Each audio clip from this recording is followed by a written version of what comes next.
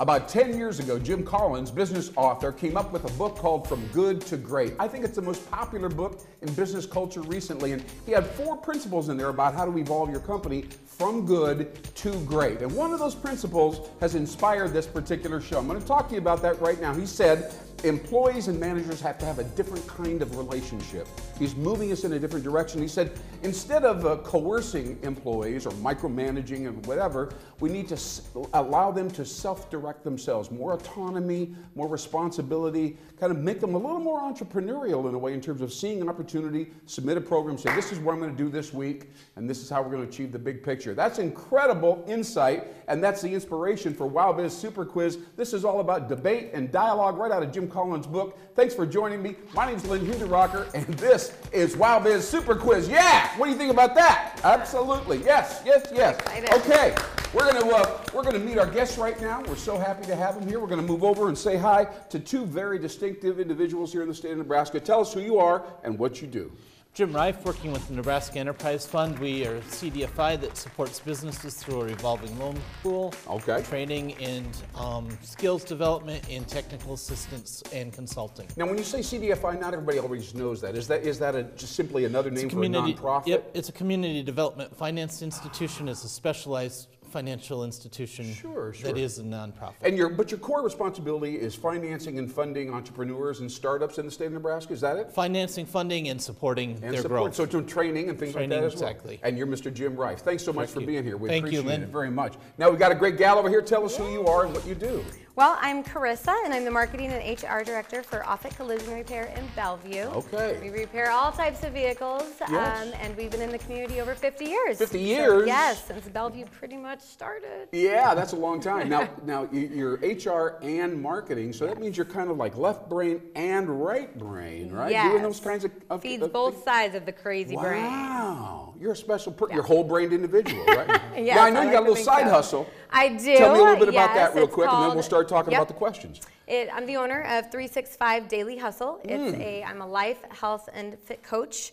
So we work with individuals, obviously, through lots of programs about building healthy habits, because I understand that if one is off, it can throw off your career and throw the whole balance off. And habits are a really big deal. Huge. Oh my goodness, and change in general is very challenging. So you're doing a brave and courageous job. Thanks for being here. You.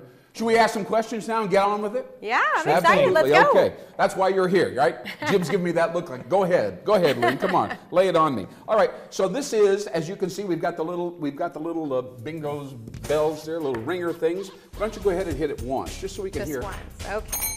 Oh, perfect. Oh, that's pretty good. It just rings with a wonderful frequency. I love it. All right, so let's ask this question right off the bat. If someone in business speaks with, quote, veracity, what kind of a speaker are they? Oh, she missed the bell at first, by the way. You're hitting the table. I got it. All right, go ahead, Carissa. Tell us, what does that mean when they say they speak with veracity? They speak with honesty and truth. I think. Okay. Jim, anything you'd want to add to that? Do you agree or disagree? I think they're tenacious and dynamic. Yeah. I think both of those are really close. I'm going to give it to her just because she preceded you. That's not mean you're wrong. You're just a little slow on the uptake on this time. Okay, thank you so much, Carissa. You win this first one. What's the best thing to say to a sales prospect? And this is a classic. I mean, oh my goodness, we all struggle with this even more now than we used to. How do you get somebody to open up to you and really, kind of reveal themselves so you can find a problem to solve? What's the best question to ask? She's a marketing person. Oh, she's gonna, I got to ring it though. Look at her. Did you see her hand dangling above the little ringer there? No. Well, yeah, I'm in marketing. I'm in relationship building. Yes. So I would say that I'm not a salesman, although lots of people say marketing and sales the same. However, I get to know. No, I would always disagree. But I'm in relationship building, and so my first question is typically what do you love about your job? What do you love about the organization you're involved with? Because I want to know why. I like to get to know people on a very personal level. Sure. Because I don't do business unless I know, love, and trust you.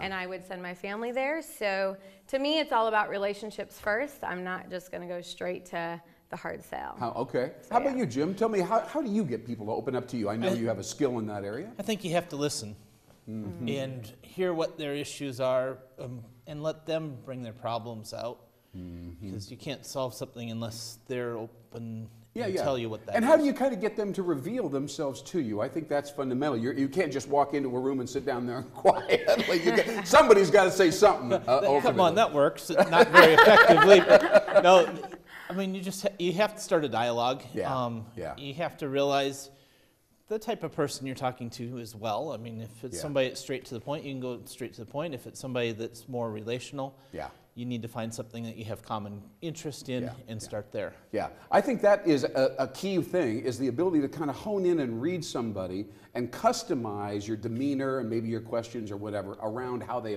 if they're kind of hardcore, what do you need, what can I do for you, they want that kind of response. Right. If they're kicked back and kind of lazy or distracted, maybe a little bit more of an open-ended, what's up, how's your life been lately kind of an attitude. Exactly. Do you agree with that? Absolutely. Okay. Chris, I think I'm going to go with this one because I think the listening piece is very important. Huge. But I know your strategy about building a personal, and you know, it's so interesting. Do you think women are better at building a personal relationship with a potential client or not? Is that nonsense? What do you think about that? Let's see. I wouldn't say women particularly, but I feel that we are nurturers by nature. Yeah. So we want to get to know people as a form of, it makes everyone kind of feel comfortable. Yeah. But I completely understand when you go into a room, some people are not, and so as someone who networks easily, I try and find those people and get them comfortable, introduce them around. But the key is listening. It's big for both of my jobs. And by the way, I'm going to make a little observation. You're a gregarious, extroverted individual. You're a quieter, introverted personality. So of course you like listening, and of course you like talking and just chatting and seeing what happens. Well, Lynn, all of am I reading you correctly? All of us introverts are just waiting for an extrovert to adopt us. So, here we are. You know, the whole world's 50-50, so I mean, it's cool either way. All right, let's go on here. Now, this is a different deal. Let's pretend you're in front of your group. How many employees do you have, by the way, at your... 28. 28. And you have a small group of... I'm up to 7 now. Really? Yes. Wow, you're growing. Let's say, for instance, somebody said, look, you need to inspire these people. I want to challenge you and ask you, please, say something to these people that will inspire them and really kind of get them motivated to go forward in their jobs. Okay, that's a challenging thing in itself. I'm going to give you 4 or 5 strategies. I'm going to ask you which one you're kind of drawn to. Okay, can we do that? All right, sounds good. So we're not going to ask you to just hit it cold. I'm going to give you some ideas. Thank you. All right? You could say, let's say for instance you had 10 minutes, and that's all you had, right? You could talk about something good that has happened recently, right? That's one choice. All right? You could talk about something bad that has happened recently. That might be a choice as well. Don't discard that too fast. Number 3, you could talk about the specific things that must change in the organization and why they should change. Or 4th, could be a completely different thing. You could find a metaphor or a symbol or some icon, something that kind of symbolized what you think the company needs to be doing and where it's going. All right? Now, these are all probably legitimate strategies under certain circumstances, but which one, I'm going to start with you, Jim, which one of those 4 would be your say, hey, I got 10 minutes, I'm going to do one thing, I'm going to choose which one of those 4 things, Jim? This is one of those do as I say, not as do as I do things. But telling the story, painting a picture is what people grasp. Today's a world of storytelling, and they want to know, here's a nice picture, here's where we can be going. They probably don't need to be hit alongside the head again, and if it is a challenging situation, talking about the good, we need to paint the picture of why. Paint the picture of why and do it in a storytelling fashion? That would be your choice? One model. Okay, fine. Yep. I like that. I think that's legit. How about you? Let's see. So in my industry, very male dominated. Yeah. They don't want to be coddled. Yes. Right? So, but I do like positive. I love positive sandwiches, I call them. You know, so if I had an employee in the office and we were struggling with something and how to break free from that, just that of getting to work every day. It probably would be that positivity. I think when we seek positivity and then it comes back to us. So I know those guys out there on the shop, they're working hard. They have enough problems of negativity. I'm typically not the one who's come up and maybe tried to discipline them to begin with. In fact, as the HR role I play, they come to my office for more advice, I think because I take that role. So, but I definitely don't sit them down with a box of tissues and some chocolate in front of them, they would laugh at me. Yeah, but course. yeah, I do. I get down and I relate to them, and on a kind of guy-girl level on both sides. So positive for me. Now, you might notice the icon or the symbol, the metaphor option that I gave you both, neither one of you chose that particular option. All right, did I understand that correctly? That was not the way that you would go. You said storytelling. Yeah, that's similar. Yeah. You said positive, pretty much positive. Pretty much. Yeah. I mean, in the collision world, yeah. Yeah. Have you ever had an experience where you say, this is the future of our company, and you and your singular choice are the thing that's going to make it resonate in the universe? All right. I mean, have you ever done anything like that before, Jim? I've worked with values a lot in pest, so really helping people understand where the core values fit in. So it's similar because it's helping paint a picture and talk about what this value means in this setting. Sure. Okay, excellent.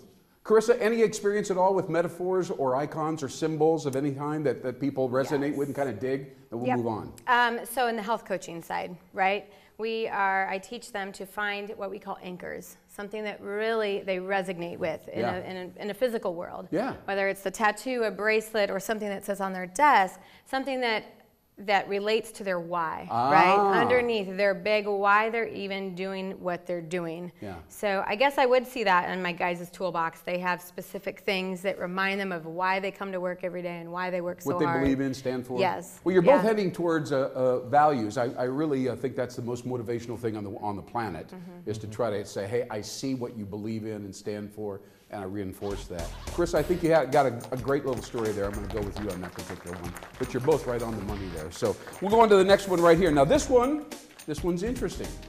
It's called conceptual leadership. All right. This is a key time in the evolution of leadership. People, and I think it's partly because we have a younger generation that's coming up and thinking about the leadership concept, but also because the world is so complicated.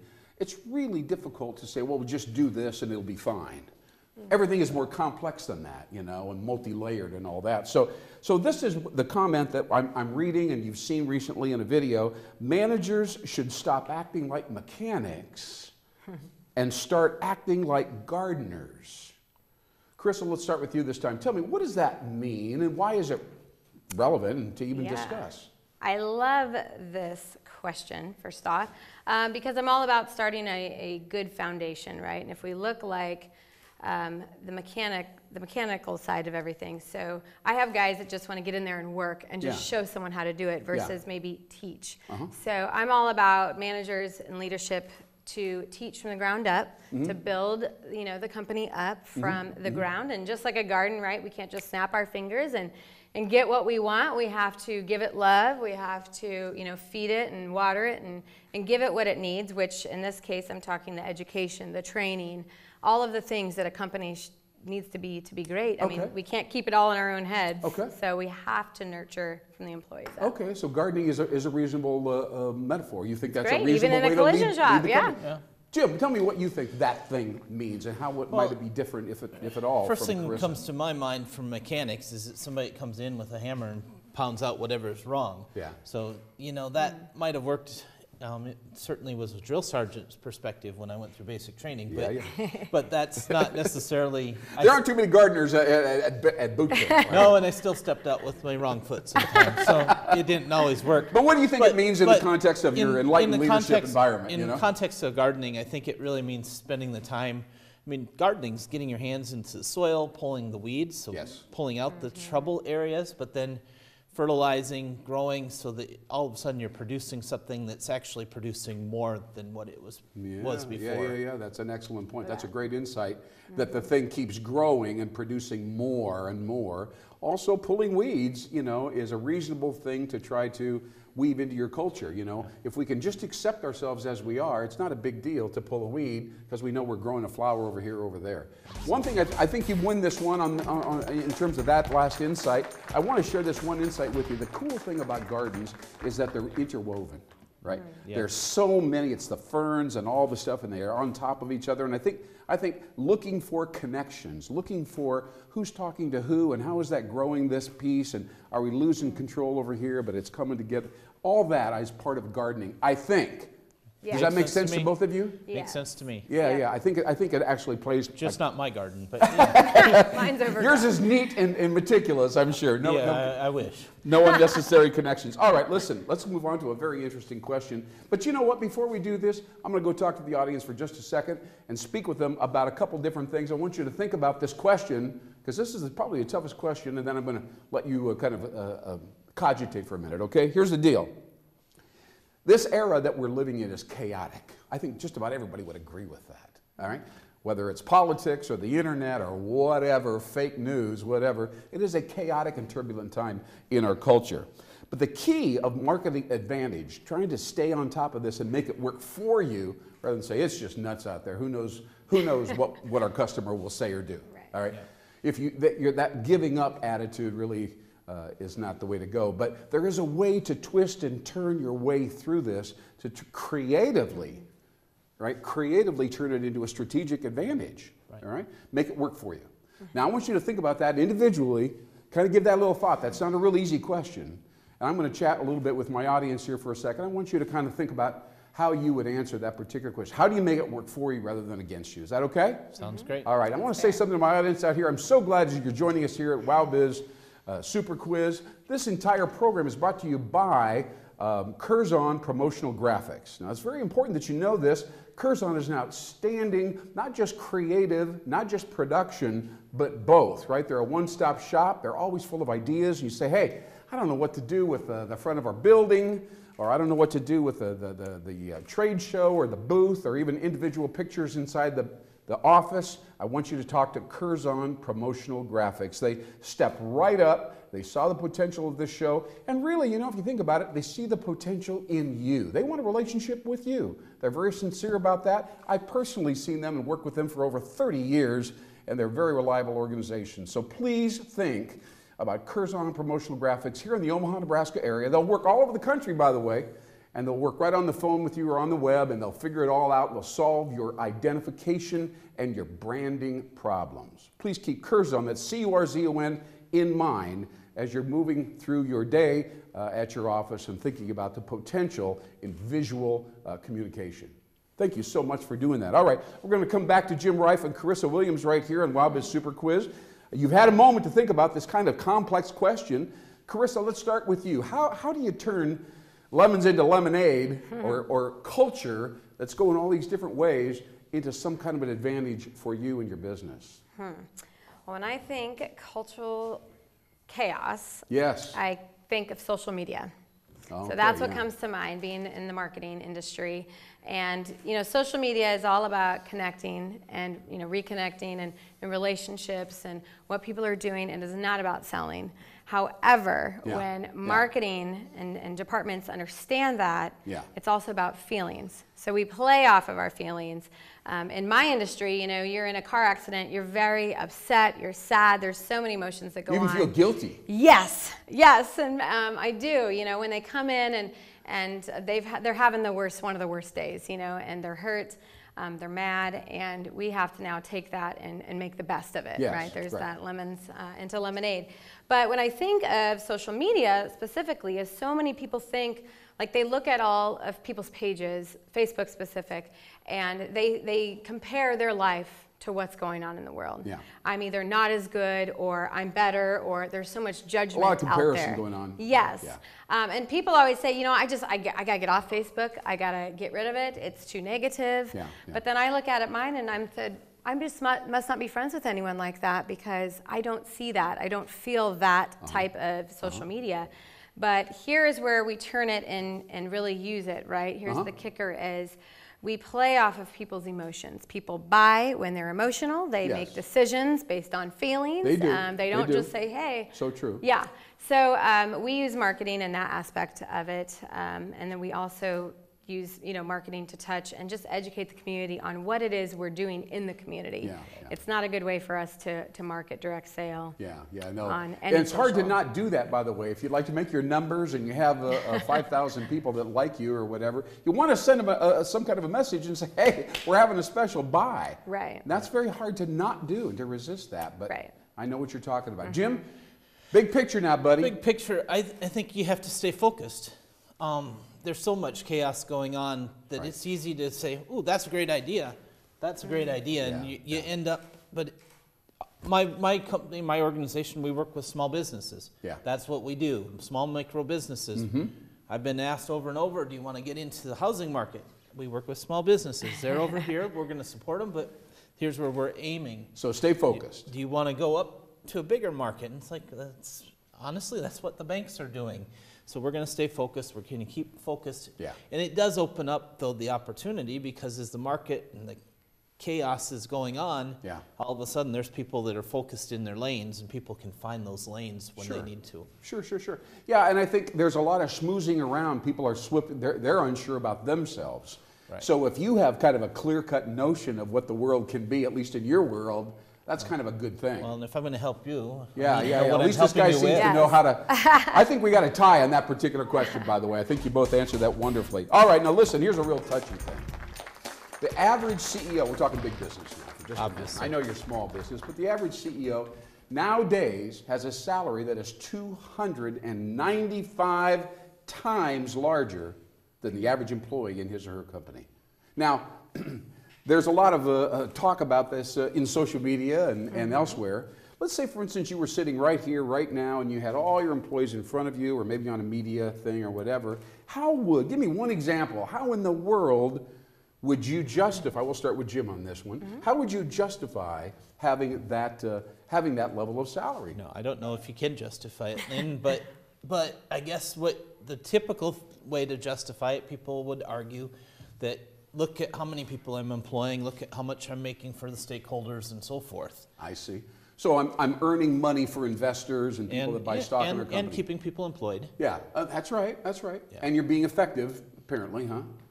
Theoretically. Theoretically. All right. I think that would be a traditional explanation. I'm not if it's sufficient or not, but we'll see. Yeah. Carissa, what would be how would you turn this from lemonade or lemon into lemonade? Well, let's see. I'm thinking, I know you said big business here, but I grew up in small business, so that's all I know. So I've got to touch base on what I know. And that is hustle every day, right? No one questions me at work because they see me working every day. I'm not afraid to plunge the toilet if I need to. Nothing's above me, nothing's below me, and they respect that. And I don't think that anyone would question my salary over someone else's, because I'm willing to get out and get dirty and hustle just like they are. And you're making 295% more than they are. No, I'm just kidding. Okay, I think you're making a good point. You're obvious, you're transparent about your work and your work ethic. And certainly many of these people that we're talking about here do work very hard. They fly all the time and travel and so on. That's a very tough question. Now, we're going to come to you, Carissa. This one's right on you. Okay. The number of people that exercise regularly, all right, has risen steadily, right, from 29 to 32% here in our United States of America. However, 4 in 10 Americans never work out at all. All right. Now, what would you, as a health coach, you've had some success in the fitness arena, to be sure, what would you say to them to motivate them? Well, I got to go back to the why.